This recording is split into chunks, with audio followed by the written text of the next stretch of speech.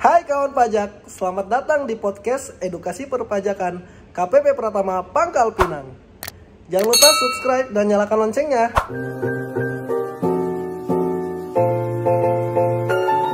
Halo Kak Valen, Kak Fitra, selamat datang di studio kecil-kecilan kita.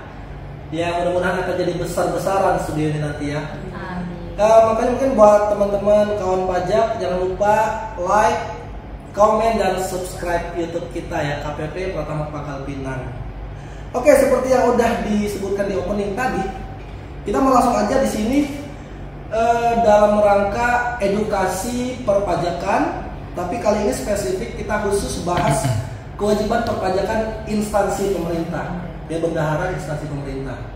Ya mungkin kawan pajak sendiri khusus yang teman-teman profesinya sebagai bendahara instansi pemerintah. Yuk simak video kita kali ini, mudah-mudahan bisa dapat pencerahan dan ilmu baru yang bermanfaat. Oke deh, kita langsung aja kepada teman-teman penyuluh pajak KPP Pratama Pangkal Pinang yang sudah hadir di sini. Kita mau tanya-tanya sedikit.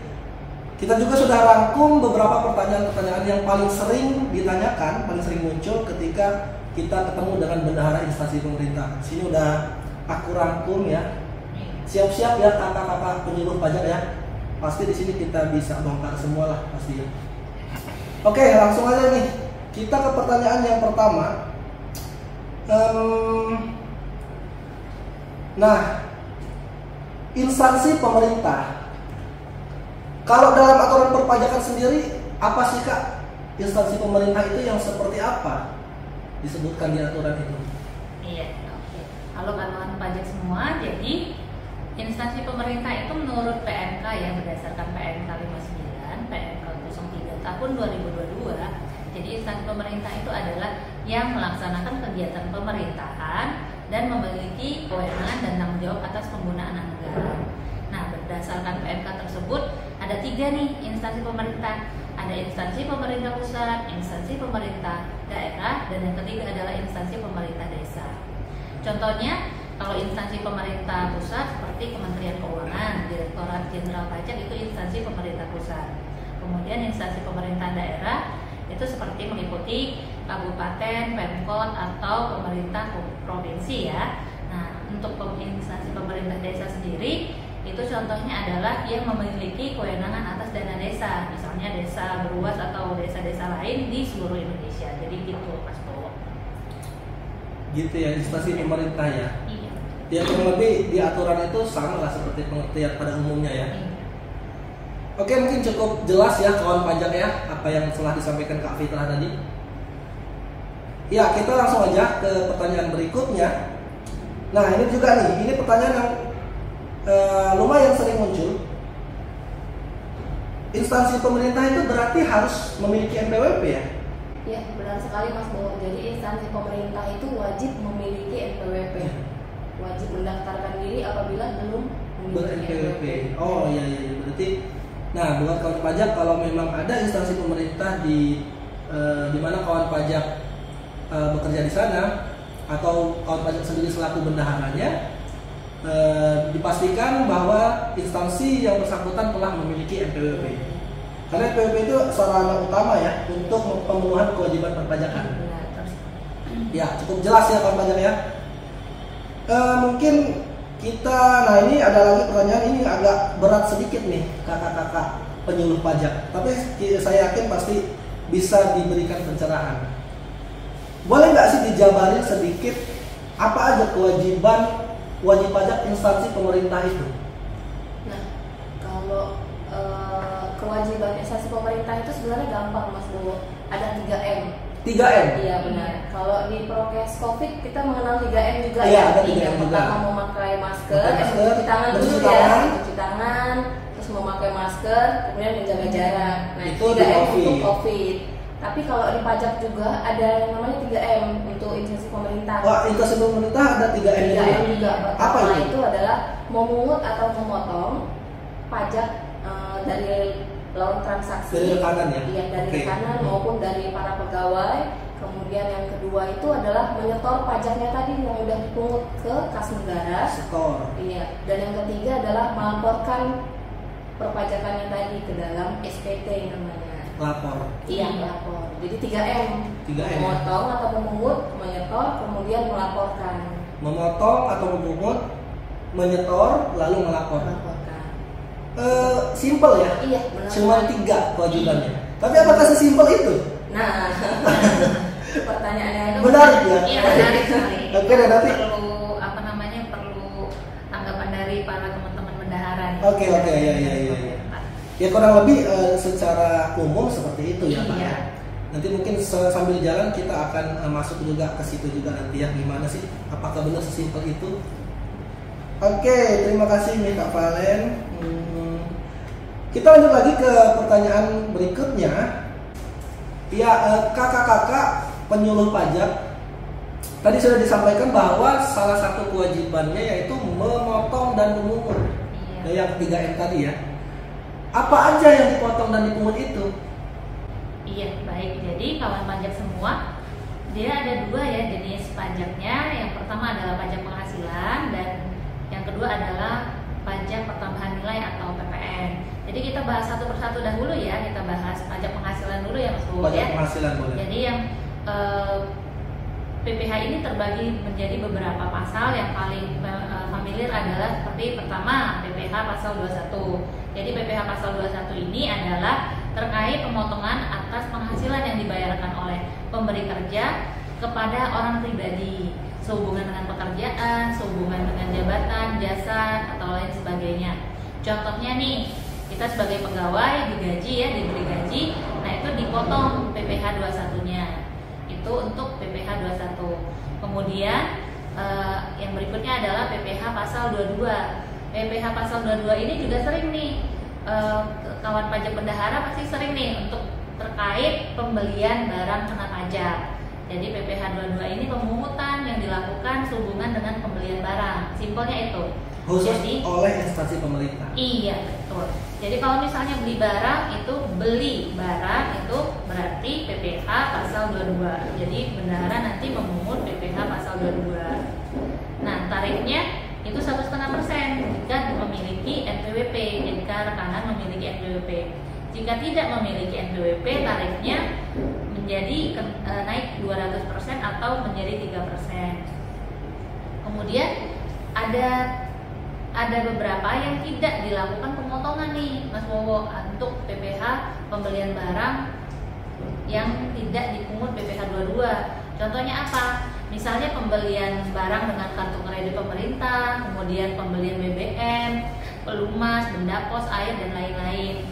Kemudian pembelian yang menggunakan dana BOS, dana BOP, dana BOP PAUD atau BOP pendidikan lainnya, pembelian gabah dan beras dan beberapa kriteria lain bisa dibaca lebih lengkapnya ya di PMK tampilannya. Iya.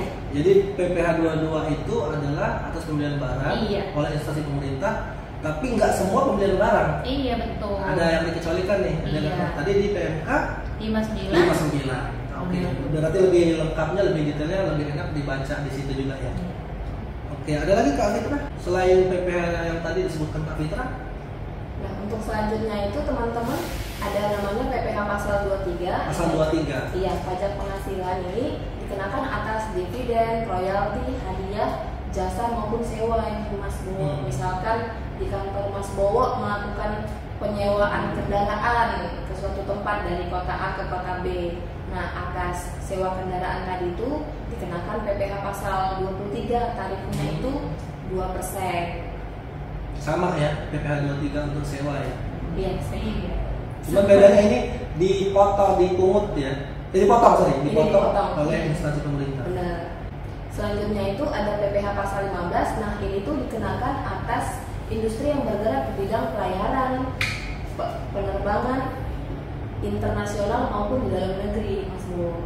Berarti pelayaran dan penerbangan aja ya? Iya. PPh pasal 15. Oke, tadi PPh 15 udah. Ada lagi selain PPh 15 kabarnya? Nah, ini pajak penghasilan yang terakhir Kak Bowo sebelum kita lanjut ke PPN ya.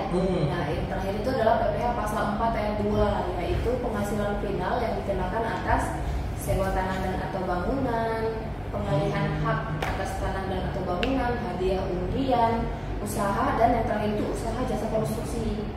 Nah, kebetulan ini kita bahas usaha jasa konstruksi. Kami juga di sini mau menyampaikan kepada kawan pajak, terutama para bendahara instansi pemerintah, bahwasanya ada perubahan nih terkait tarif jasa konstruksi. Diatur di Peraturan Pemerintah Nomor 9 Tahun 2022, kamu. Jadi yang sebelumnya tarifnya 2%, 4%, 5%, nah sekarang tarifnya turun jadi 1,75%, ada yang 2,65%, seperti itu. Nah, untuk detailnya nanti kawan pajak boleh melihat di PP 9 tahun 2022. Boleh dicoba cek sendiri biar lebih jelas, lebih paham, lebih enak di PP nomor 9 tahun 2022. Itu yang terbaru terkait khusus jasa konstruksi ya. Iya, benar. Oke. Tadi itu PPH udah ya? Iya. Coba mungkin ini aku ingetin lagi. PPH 2 ya, berarti yang dipotong oleh instansi pemerintah adalah PPH pasal 21, 22, 23, PPH pasal 15 dan PPH pasal 4 ayat 2. Untuk lebih rincinya, lebih detailnya tadi ada di aturan-aturan yang sudah disebutkan tadi ya. PMK 59 dan untuk ada spesifik lagi di PP nomor 9 tahun 2022. Oke, itu PPH ya, udah semua ya. Tadi ada juga disebutin bahwa instansi pemerintah juga harus memungut PPN. Iya. Nah, boleh tolong dijelaskan kakak-kakak. Nah, tadi udah ya kawan pajaknya, tadi adalah terkait pajak penghasilannya. Nah, sekarang kita membahas pajak pertambahan nilai atau lebih dikenal dengan PPN. PPN ini adalah untuk pajak yang dikenakan setiap pertambahan nilai, sesuai artinya ya, setiap pertambahan nilai atas barang dan atau jasa. Jadi bisa barang, misalnya tadi Mas Bowo ya, pembelian barang dipungut PPH pasal 22. Betul. Jadi selain dipungut PPH pasal 22, jadi dia juga dipungut PPN. PPN-nya kalau dahulu ya kita kenal PPN-nya 10%, tapi udah berubah tarifnya menjadi 11% per April 2022. Jadi itu untuk PPN-nya. Untuk jasa apakah tadi dikenakan juga? Jasa juga dikenakan. Jadi dia PPN itu atas pertambahan nilai barang dan atau jasa. Jadi kalau jasa misalnya tadi yang disebutkan oleh Kak Valen menyebutkan misalnya kita sewa kendaraan. Sewa kendaraan itu dikenakan dipotong PPH pasal 23 ya. Jadi selain dipotong PPH pasal 23, kawan pajak semua juga wajib memungut PPN-nya.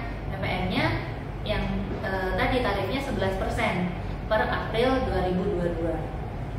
Jadi ada perubahan tarif ya? Iya, untuk betul. PPN ini ya. Oke, saya kira cukup jelas ya kawan pajaknya.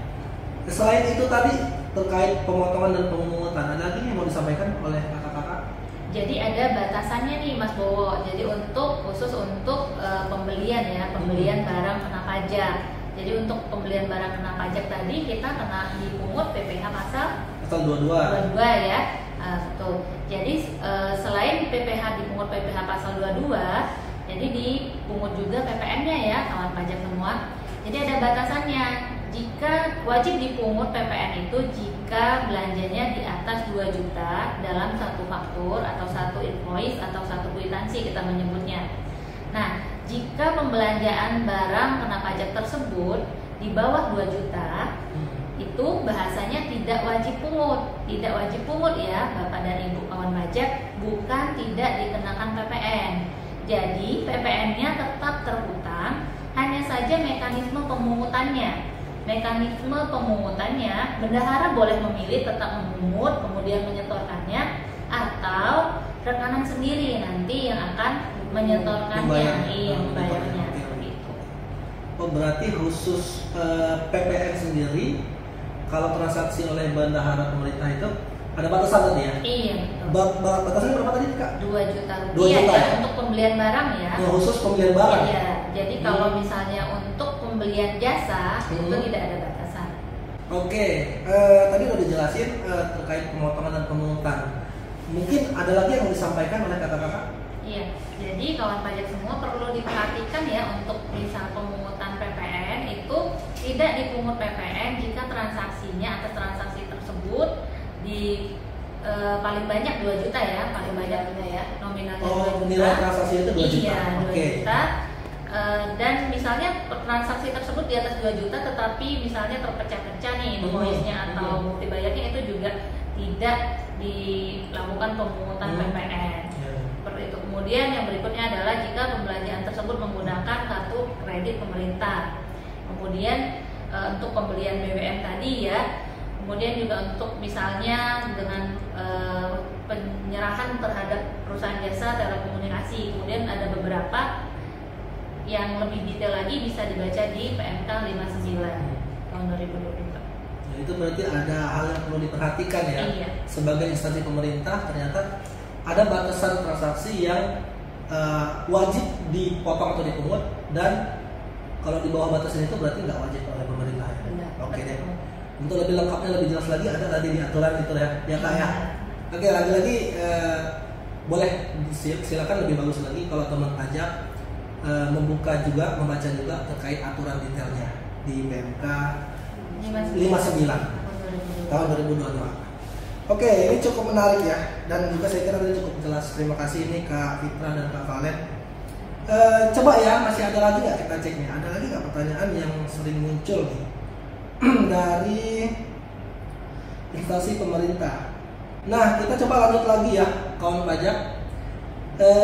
Di sini tadi tentang pemotongan dan pemungutan udah, dan perubahan-perubahan aturan terbaru juga sudah.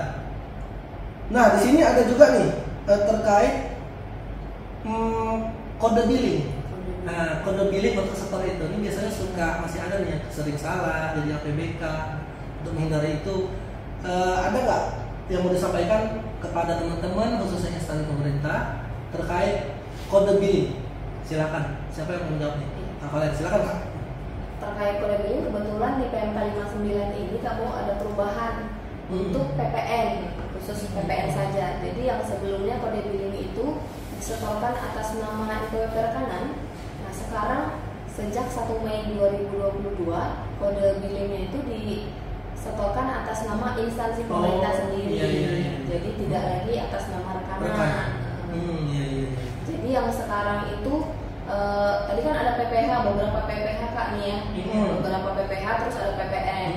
Yang disetorkan atas nama NPWP instansi pemerintah itu adalah PPH pasal 21, PPH pasal 23, PPH pasal 4 ayat 2, PPH pasal 15, dan PPN.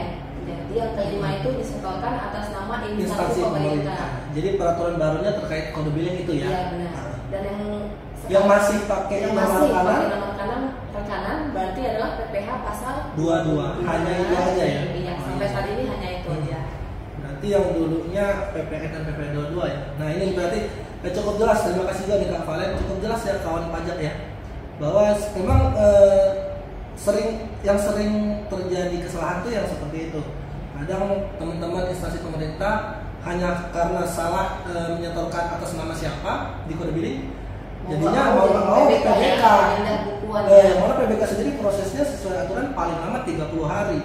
Ya kan, intinya ada waktu tambahan yang harus dilapor ya Kak ya. Nggak telat laporannya karena salah bikin kode billing, jadinya uang telat lapor. Nah, jadi itu perlu diperhatikan ya kawan pajak ya. Ya, oke. Terima kasih nih Kak Valen dan Kak Fitra atas materinya yang telah disampaikan hari ini. Dan kepada kawan pajak juga, semoga apa yang telah kita sampaikan hari ini bisa menambah pencerahannya dan menambah ilmu yang baru ya, khususnya teman-teman instansi pemerintah nih. Semoga bisa bermanfaat podcast kita kali ini ya. Walaupun masih podcast kecil-kecilan lah ya. Ya, mudah-mudahan lagi-lagi aku mendoakan supaya podcast kita jadi besar-besaran nanti. Ya, lagi-lagi sekali lagi jangan lupa like, komen, dan subscribe YouTube kita KPP Pertama Pangkal Pinang. Buat kawan pajak, kita sampaikan juga bahwa mungkin sedikit menyimpulkan ya Kak Fitra ya. Intinya adalah khusus instansi pemerintah, kewajiban utamanya ya memotong, memungut, menyetor, dan melapor. Itu aja. Selama ini terpenuhi, udah selesai. Kewajiban aman buat kawan pajaknya. Oke, baik teman-teman kawan pajak sekalian, lagi-lagi kami ucapkan terima kasih atas partisipasinya kepada Kak Valen dan Kak Fitra juga ya, penyuluh pajak KPP Pertama Pangkal Pinang. Aku juga ucapin terima kasih. Gak menutup kemungkinan kali berikutnya kita ada lagi ya. Iya, pasti ada lagi. Kita pasti ada podcast lagi. Jadi ikuti terus podcast kita di YouTube KPB Pertama Pangkal Pinang. Itu aja dari aku, dari teman-teman juga. Akhir kata, wassalamualaikum warahmatullahi wabarakatuh. Dadah.